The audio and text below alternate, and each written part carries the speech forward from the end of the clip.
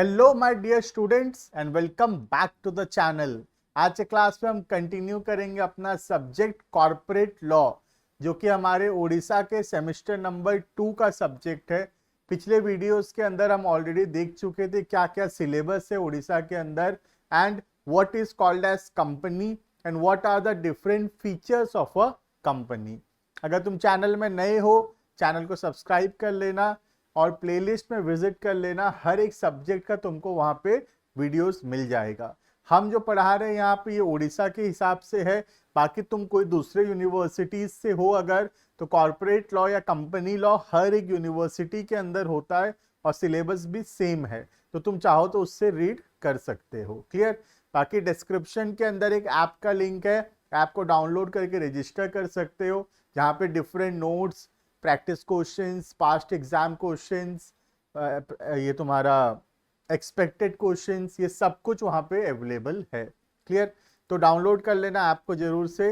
WhatsApp का एक number दिया हुआ है, उस नंबर पे अगर अपने कॉलेज का नाम भेजोगे तो हम तुमको उस रेस्पेक्टिव कॉलेज में ऐड कर देंगे, उस कॉलेज के ग्रुप में ऐड कर देंगे। उससे क्या होगा, तुमको एग्जाम रिलेटेड डिटेल्स मिलता रहेगा। ठीक है?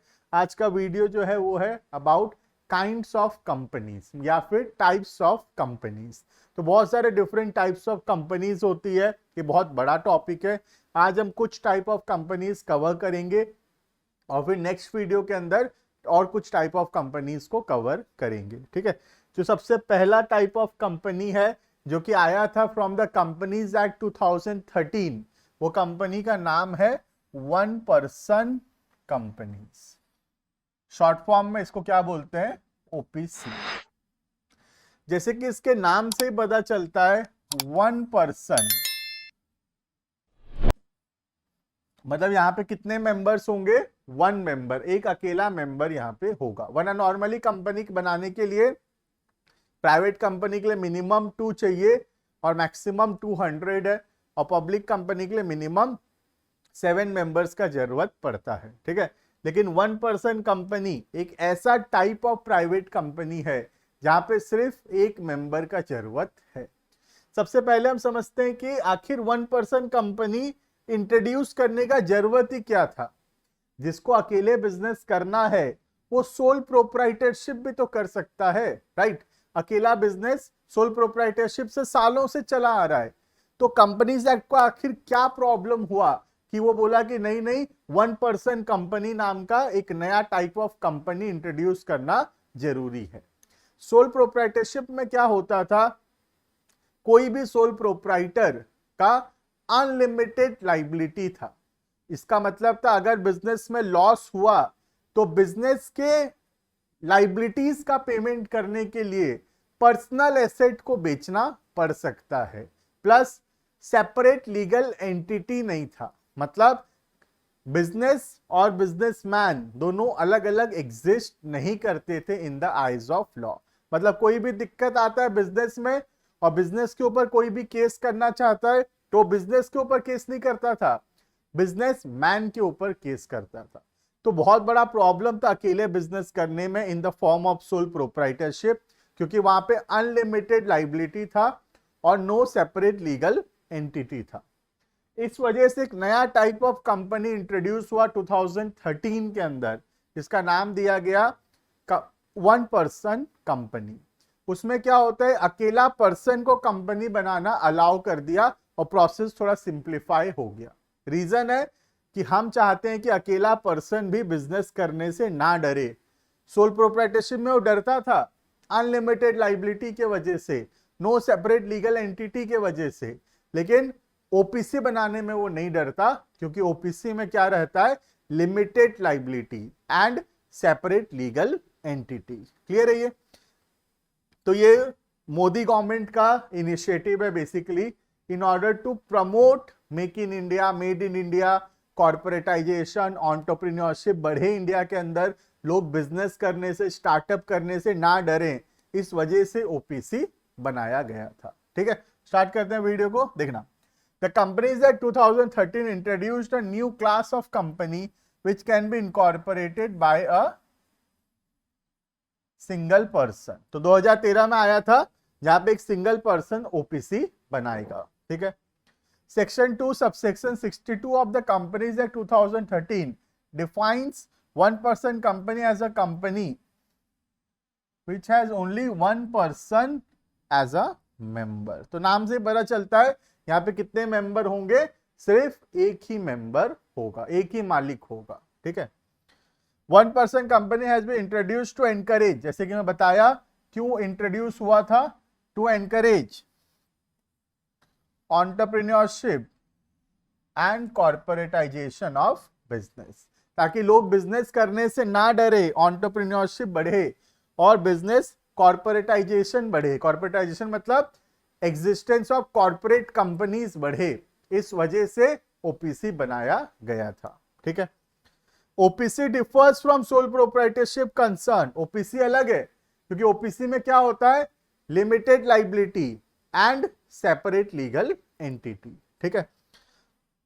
OPC differs from sole proprietary concern in an aspect that OPC is a separate legal entity. OPC क्या है, separate legal entity है with a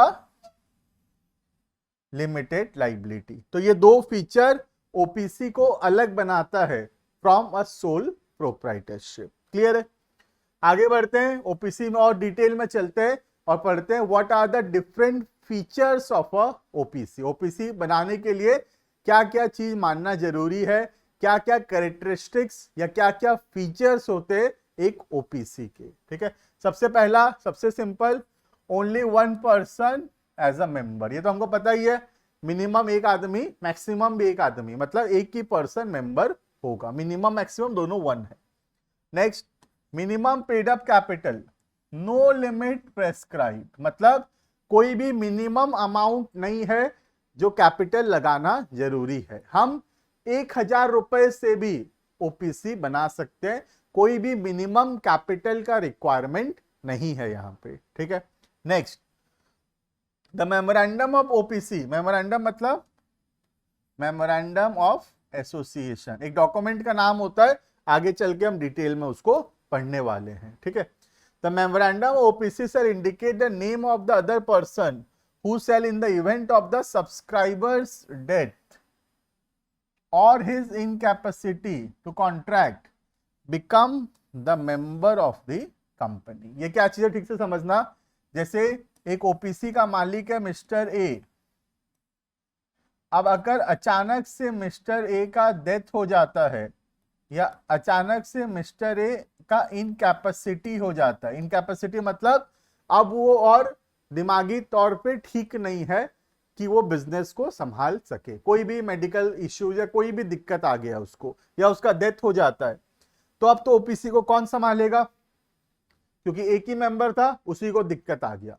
इसलिए क्या बोल रहा है, ओपीसी के एमओए के अंदर एक दूसरे पर्सन का नाम भी लिखा हुआ होना चाहिए जो कि मेंबर बनेगा।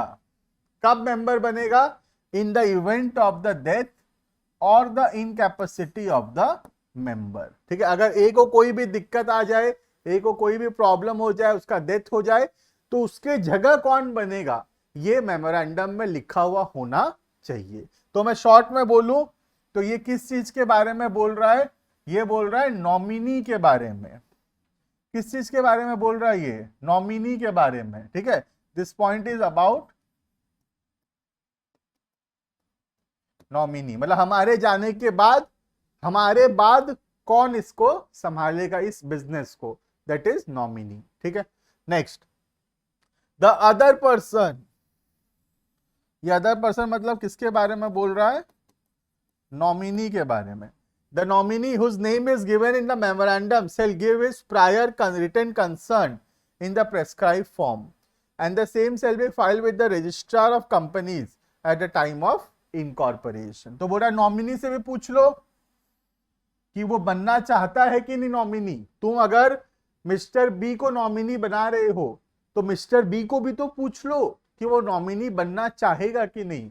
तो मिस्टर बी एक रिटन कंसर्न देगा, लिखित में हाँ बोलेगा कि हाँ मैं नॉमिनी बनना चाहता हूं, ठीक है।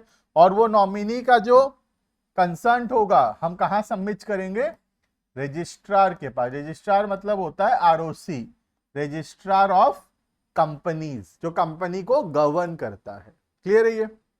Next, such other person may be given the right to withdraw his concern. तो मिस्टर बी के पास अधिकार है कि वो कभी भी अपना कंसर्न को वापस ले सकता है। मतलब मिस्टर बी पहले तो नॉमिनी बनने के लिए हाँ बोला था, लेकिन बाद में वो नॉमिनी नहीं रहना चाहता, तो वो मना कर सकता है कि नहीं, मैं अब नॉमिनी रहना नहीं चाहता। वो कभी भी चाहे तो अपना जो रिटेन कंसर्न था उसको वापस ले सकता है। क्लियर है? तो तीनों पॉइंट नॉमिनी के बारे में है। पहला पॉइंट है नॉमिनी का नाम मेमोरेंडम में लिखा हुआ होना चाहिए। नेक्स्ट है नॉमिनी एक रिटेन कंसर्न देगा कि वो नॉमिनी बनना चाहता है, और वो रिटेन कंसर्न हम आरओसी में फाइल करेंगे।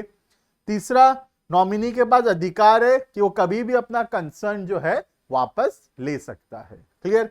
Next, the member of OPC may be at any time change the name of such other persons by giving notice to the company and the company shall intimate to the registrar। यहां क्या बोल रहा है? अगर OPC चाहे तो OPC भी अपने नॉमिनी का नाम बदल सकता है। जैसे मिस्टर ए जो है पहले किसको नॉमिनी बनाया था? मिस्टर बी को।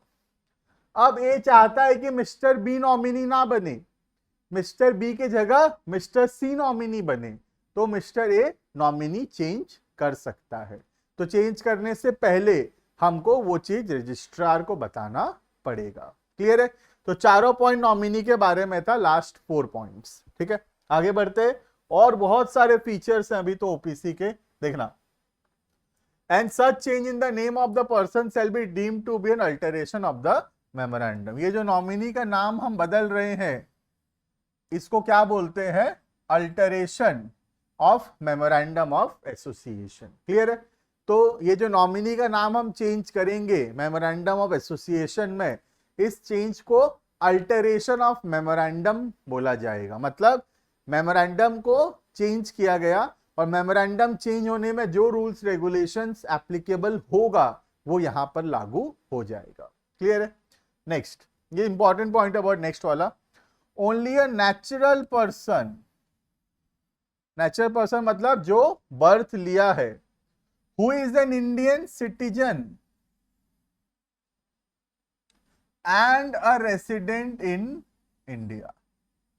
तो कौन ओपीसी का मेंबर या ओपीसी का नॉमिनी बन सकता है? सबसे पहला कंडीशन है वो नेचुरल पर्सन होना चाहिए, मतलब that person has taken birth. वो आर्टिफिशियल पर्सन नहीं होगा, नेचुरल पर्सन होगा। ठीक है? दूसरा, इंडिया का सिटीजन होना जरूरी है, और तीसरा, इंडिया का रेसिडेंट होना जरूरी है। इंडियन सिटीजनशिप अलग चीज है और रेसिडेंस अलग चीज है। सिटीजनशिप तो मिलता है, अब इंडिया में के हैं तो वी आर इंडियन सिटीजन, पर रेसिडेंट का बोलते हैं जब हम पिछले साल 182 डेज से ज्यादा इंडिया में रहे हैं, तब हमको इंडिया का रेसिडेंट बोला जाएगा। ठीक है? तो वही बोला है, only a natural person who is an Indian citizen and a resident of India, person who has stayed in India for a period of not less than 182 days. तो रेसिडेंट किसको बोलते हैं? जो इंडिया में रहा है मिनिमम 182 दिन, 182 days during the immediately preceding final year, shall be eligible to become incorporate OPC. तो ये रूल किसके लिए है? मेंबर के लिए भी है, और ये रूल किसके लिए है? नॉमिनी के लिए भी है। तो चाहे मेंबर हो या नॉमिनी हो, दोनों को ये कंडीशन मानना पड़ेगा, natural person, Indian citizen, resident in India. Clear? Next, no person shall be eligible to incorporate more than 1 OPC. एक आदमी एक ओपीसी से ज्यादा नहीं बना सकता। मतलब अगर मिस्टर ए एक ओपीसी बना लिया है तो वो फिर दूसरा ओपीसी और नहीं बना सकता। ठीक है?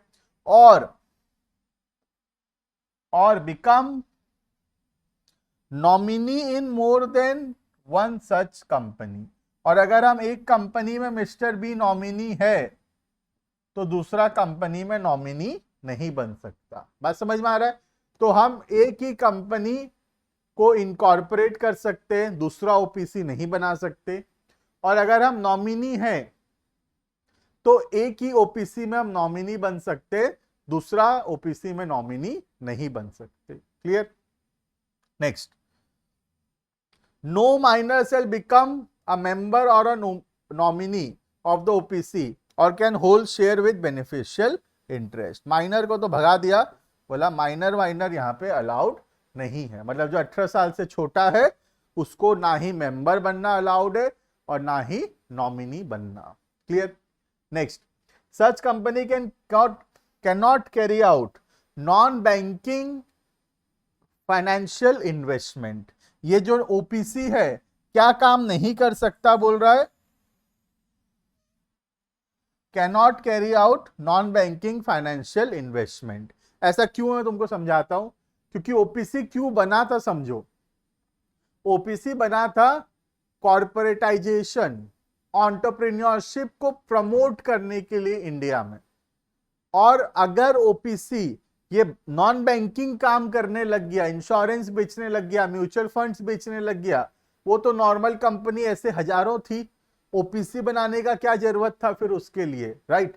तो इसीलिए ओपीसी को मना किया गया है कि ये सब काम नहीं करना है, ये कोई एंटरप्रेन्योरशिप नहीं है, ये तो लाखों लोग ऑलरेडी कितने सालों से करते हुए आ रहे हैं। तो नॉन बैंकिंग बिजनेस जो है वो नहीं कर सकता। क्लियर है ये? नेक्स्ट, और क्या फीचर्स है ओपीसी का देखना। Such company cannot be incorporated or converted into a company under section 8। ये सेक्शन 8 क्या है? ये सेक्शन 8 होता है नॉट फॉर प्रॉफिट कंपनी, जो एनपीओ बोलते हैं हम लोग, जो प्रॉफिट के लिए काम नहीं करता। तो ये जो ओपीसी है वो नॉट फॉर प्रॉफिट नहीं हो सकता, मतलब वो प्रॉफिट के लिए ही काम करेगा। अगेन रीजन सिंपल है, एंटरप्रेन्योरशिप प्रमोट करना है और एंटरप्रेन्योर हमेशा बिजनेस करेगा और बिजनेस में प्रॉफिट करने के लिए ही तो बिजनेस करते हैं। क्लियर? तो सेक्शन 8 कंपनी नहीं बन सकता, मतलब नॉट फॉर प्रॉफिट नहीं होगा, प्रॉफिट के लिए ही काम करेगा ये। ठीक है? Next, OPC cannot be converted voluntarily, अपने मन से ओपीसी कन्वर्ट नहीं हो सकता into any kind of company unless 2 years have been expired. मतलब अगर ओपीसी बनाए थे तो ओपीसी को हम कन्वर्ट नहीं कर सकते किसमें? इनटू प्राइवेट और पब्लिक कंपनी। हम प्राइवेट या पब्लिक कंपनी में उसको कन्वर्ट नहीं कर सकते। कितना साल तक? मिनिमम 2 years तक, 2 साल तक कन्वर्ट नहीं कर सकते। लेकिन एक कंडीशन ऐसा है जहां पे कन्वर्ट कर सकते हैं, ध्यान से देखना कब कर सकते हैं। Except where the paid up share capital is increased beyond 50 lakhs। अगर paid up share capital 50 lakh से ज्यादा है या फिर और है और या फिर और average turnover during the relevant presiding relevant period exceeds 2 crore rupees. तो बहुत सिंपल सा रूल बोलता है, समराइज करते हैं इसको। ये बोल रहा है कि ओपीसी को हम 2 साल तक मिनिमम कन्वर्ट नहीं कर सकते इनटू पब्लिक और अ प्राइवेट कंपनी। ठीक है? लेकिन अगर ओपीसी का paid up share capital 50 lakh से ज्यादा हो गया है या उसका टर्नओवर 2 करोड़ से ज्यादा हो गया है, तब हम ओपीसी को कन्वर्ट कर सकते हैं इनटू अ पब्लिक और अ प्राइवेट कंपनी। क्लियर है? क्या 2 साल के बाद कोई रेस्ट्रिक्शन है? नहीं सर, 2 साल के बाद कोई रेस्ट्रिक्शन नहीं, तुम कन्वर्ट करो ना, कोई दिक्कत नहीं है। 2 साल के अंदर अगर कन्वर्ट करना है तो मना किया गया है। बस एक कंडीशन में हाँ बोला गया है 2 साल के अंदर, कब? जब paid up share capital 50 lakh से ज्यादा है या फिर टर्नओवर 2 करोड़ से ज्यादा होगा। ठीक है? Next, if one person company or any officer of such company contravenes the provision they shall be punishable. तो ये है कि कोई भी रूल्स रेगुलेशन तोड़ोगे तो फाइन लगेगा। अब फाइन का अमाउंट जो है तुम याद रखोगे तो बेहतर रहेगा। मैं एक बार मार्क कर देता हूं, याद रहेगा तो रख सकते हो, वरना तुम अगर एग्जाम में फाइन का अमाउंट याद नहीं आ रहा है तुम ऐसे लिख सकते हो, punishable with a fine and imprisonment as may be prescribed. मतलब जो एक्ट के अंदर लिखा हुआ है वैसा होगा, वो सेफ साइड होता है हमेशा। गलत फाइन लिख के आओगे या गलत इम्प्रिजनमेंट लिख के आओगे, ईयर्स गलत होगा, अमाउंट गलत होगा, मार्क्स कटेगा। इससे बेटर है याद नहीं आ रहा लिख दो एज में बी प्रेस्क्राइब्ड, वो सबसे बेहतर रहेगा। ठीक है, बाकी लर्न कर सकते हो। अमाउंट यहां बोला with a fine which may extend to 10,000 rupees and with a further fine which may extend to 1,000 rupees for every day after the first during which such contravention continues। तो 10,000 तक भी हो सकता है और 10,000 के बाद हर दिन का 1,000 रुपया एक्स्ट्रा भी लग सकता है। ठीक है, याद रहेगा तो अच्छी बात है, वरना एग्जाम में एज में भी प्रेस्क्राइब लिख देना। ठीक है, नेक्स्ट जो सेकेंड टाइप ऑफ कंपनी आता है जो सालों से चला आ रहा है उसको बोलते हैं प्राइवेट कंपनी। ठीक है, हम पहला क्या पढ़े, 1 पर्सन कंपनी, सबसे लेटेस्ट चल रहा है अभी 1 पर्सन कंपनी का। ठीक है, नेक्स्ट आता है प्राइवेट कंपनी। प्राइवेट कंपनी क्या होता है, प्राइवेट कंपनी बोलने के लिए 3 रेस्ट्रिक्शंस है। अगर ये 3 रेस्ट्रिक्शंस पूरा होता है तो उस कंपनी को प्राइवेट कंपनी बोला जाएगा। ठीक है, पहला रेस्ट्रिक्शन क्या है, restrict the right to transfer its share. मतलब जैसे अगर मिस्टर ए शेयर होल्डर है तो वो अपना शेयर अपने मर्जी से सेल नहीं कर सकता किसी दूसरे पर्सन को। ठीक है, प्राइवेट कंपनी में शेयर्स ट्रांसफर रेस्ट्रिक्टेड होता है, अपने मर्जी से हम शेयर बेच नहीं सकते, जो मर्जी से शेयर बेचते हैं वो पब्लिक कंपनी होता है। ठीक है, तो अगर मिस्टर ए शेयर होल्डर है तो वो अपनी मर्जी से शेयर जो है मिस्टर बी को सेल नहीं कर सकता। क्लियर है ये हो गया पहला point, right to transfer its share. Second, except in case of OPC, जैसे मैं बताया था ओपीसी भी एक टाइप ऑफ प्राइवेट कंपनी ही होता है। ठीक है, तो ओपीसी को छोड़ के मैक्सिमम मेंबर का लिमिट है कितना तक, 200। तो मिनिमम कितने होने चाहिए, मिनिमम 2 पर्सन्स होने चाहिए। ठीक है, और मैक्सिमम कितने हैं, 200। क्लियर, तो प्राइवेट कंपनी में मिनिमम 2 और मैक्सिमम 200। ठीक है, अब ये जो 200 का काउंटिंग है वो कैसे किया जाएगा समझना ठीक से। सबसे पहला, when 2 or more person holds 1 or more shares in the company jointly, they shall be for the purpose of this clause be treated as a single member। इसका मतलब क्या, ध्यान से समझना है यहाँ पे। सपोज ए बी एंड सी मिलकर एक शेयर खरीदे हैं कंपनी का। ठीक है, कंपनी के जॉइंट ओनर हैं, एक शेयर खरीदे, कौन कौन मिलके, mister A, mister B and mister C. तो जब हम 200 मेंबर का काउंटिंग करेंगे तो ये ए बी और सी को 3 मेंबर काउंट करूं या 1 मेंबर काउंट करूं, इसके बारे में ये कॉन्सेप्ट है। तो क्या बोल रहा है देखना, फिर से पढ़ता हूं, आंसर तुम खुद बताना। 2 or more person hold 1 or more shares in a company jointly, जब जॉइंटली लोग शेयर्स होल्ड करते हैं, then they shall be for the purpose of this clause, इस क्लॉज के वजह से या इस क्लॉज के लिए be treated as a single share holder. इसका मतलब ए बी और सी मिलकर एक शेयर होल्ड करते हैं, फिर भी इस क्लॉज के लिए जब 200 मेंबर का काउंटिंग कर रहे हैं उस क्लॉज के लिए उनको कितना गिना जाएगा, 1 गिना जाएगा, ना कि 3। क्लियर है, तो उनको 3 मेंबर नहीं बोलेंगे, उनको मिला के क्या बोलेंगे, ओनली 1 मेंबर। क्लियर है ये हो गया पहला पॉइंट। काउंटिंग के लिए दूसरा पॉइंट, एम्प्लॉइज और farmer employees shall not be included in the number of members. तो जो हमारे कंपनी के एम्प्लॉइज हैं, अभी जो काम कर रहे हैं, या फिर जो पहले काम करते थे फॉर्मर एम्प्लॉइज, अगर कोई शेयर्स होल्ड करते हैं वो लोग, तो उनको जो है 200 मेंबर के काउंटिंग में नहीं रखेंगे हम। ठीक है, इसका सिंपल सा रीजन है, कंपनी क्या करता है, कई बार अपने शेयर होल्डर्स को ईसॉप देता है, फ्री में शेयर्स बांटता है कंपनी, या बहुत कम प्राइस पे शेयर्स देता है।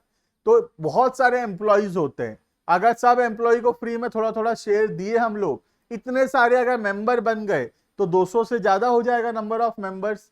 इसीलिए 200 का काउंटिंग में दो चीज इंपॉर्टेंट है, पहला ज्वाइंट शेयर होल्डर्स को 1 काउंट करेंगे, और दूसरा एम्प्लॉय एंड फॉर्मर एम्प्लॉइज को हम काउंट नहीं करेंगे। क्लियर है ये? नेक्स्ट, तीसरा रेस्ट्रिक्शन जो एक प्राइवेट कंपनी को फेस करना पड़ता है वो है prohibits any invitation to the public to subscribe for any securities. मतलब हम लोग एडवर्टाइजमेंट नहीं निकाल सकते कि हमारा शेयर्स खरीदो बोल के, हम ओपन पब्लिक में अपना शेयर्स, अपना डिबेंचर्स को सेल नहीं कर सकते, हम एडवर्टाइजमेंट नहीं निकाल सकते कि हम इसको सेल करना चाहते हैं। वो सब कौन करता है? पब्लिक कंपनी करता है। क्लियर है? तो प्राइवेट कंपनी होने के लिए 3 इंपॉर्टेंट रेस्ट्रिक्शंस हैं। सबसे पहला, restrict the right to transfer its shares. एक शेयर होल्डर अपने मर्जी से अपना शेयर दूसरों को नहीं बेच सकता, नहीं सेल कर सकता। दूसरा, limit on the number of members, minimum 2 member होंगे और मैक्सिमम 200 होंगे। 200 का जो काउंटिंग होगा उसमें ज्वाइंट शेयर होल्डर्स को 1 काउंट किया जाएगा, and employ and former employees को हम एक्सक्लूड करेंगे। ठीक है? और तीसरा होता है prohibits any invitation to the public to subscribe for any securities. मतलब हम पब्लिक को इनवाइट नहीं कर सकते, एडवर्टाइजमेंट नहीं डाल सकते कि आओ हमारे कंपनी का सिक्योरिटीज खरीदो। क्लियर है? अगर ये तीनों रेस्ट्रिक्शन पूरा होता है तभी हम एक कंपनी को प्राइवेट कंपनी बोलेंगे। Clear?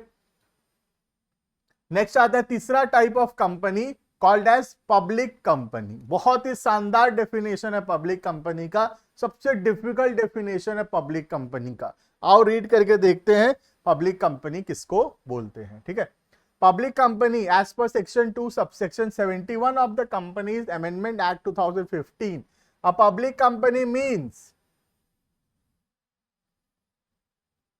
a company which is not a private company। वाह भाई वाह, क्या डेफिनेशन दिया है। पब्लिक कंपनी कौन सा कंपनी है? जो प्राइवेट कंपनी नहीं है, वो सारा पब्लिक कंपनी है।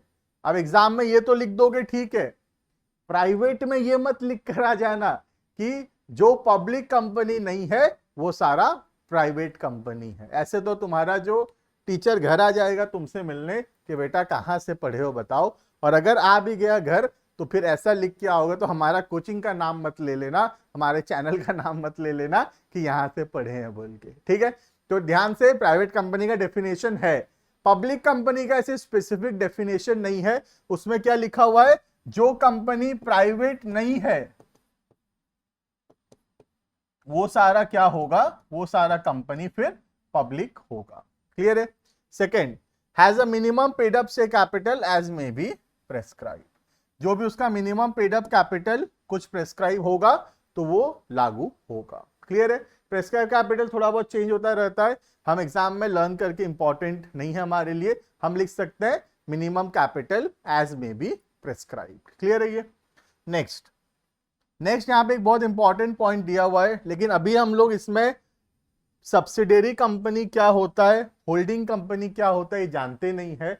तो हम once holding and subsidiary company पढ़ लेंगे, उसके बाद मैं ये पॉइंट को तुमको करवाऊंगा। ठीक है? यहाँ पे इसको सोच लो तुम, अभी कुछ लिखा हुआ नहीं है, तुम ऐसा सोच लो पब्लिक कंपनी का सिर्फ इतना ही डेफिनेशन है कि जो कंपनी प्राइवेट नहीं है वो सारा कंपनी क्या है?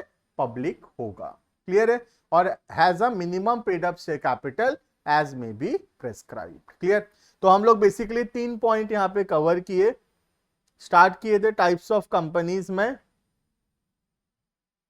1% कंपनी से। ठीक है, 1% कंपनी क्या होता है? एक टाइप ऑफ प्राइवेट कंपनी है जहां पे 1% जो है कंपनी इनकॉर्पोरेट कर सकता है। इसके बहुत सारे फीचर्स है, सारा फीचर ध्यान से पढ़ना, सारा रिवाइज करके आना। ठीक है, उसके बाद आता है नेक्स्ट आ रहा है तुम्हारा प्राइवेट कंपनी। प्राइवेट कंपनी जो है उसमें 3 तो रेस्ट्रिक्शंस होता है। पहला, restrict the right to transfer share, number of members का लिमिट है, और हम पब्लिक को इनवाइट नहीं कर सकते शेयर्स खरीदने के लिए। और थर्ड होता है पब्लिक कंपनी। पब्लिक कंपनी कुछ नहीं है, जो कंपनी प्राइवेट कंपनी नहीं है वो सारा कंपनी पब्लिक होगा। क्लियर है? बस इतना आज की क्लास में हम रखेंगे इसको। नेक्स्ट क्लास में कंटिन्यू करेंगे काइंड्स ऑफ कंपनी। बहुत सारा टाइप्स ऑफ कंपनी हमारे सिलेबस में दिया हुआ है, एक एक करके डिटेल में हम सारा टॉपिक को कवर करेंगे। सीरियली जैसे सिलेबस में है पूरा एग्जैक्टली वैसे का वैसा करवाऊंगा मैं। चैनल से जुड़े रहना, लाइक शेयर सब्सक्राइब जरूर से करना चैनल को। डिस्क्रिप्शन में ऐप का लिंक है, डाउनलोड कर लेना। व्हाट्सएप नंबर है, उस पर मैसेज करना, तुमको तुम्हारे ग्रुप में ऐड कर दिया जाएगा, जिससे तुमको अपडेट्स मिलते रहेंगे। अभी के लिए इतना। Thank you and bye.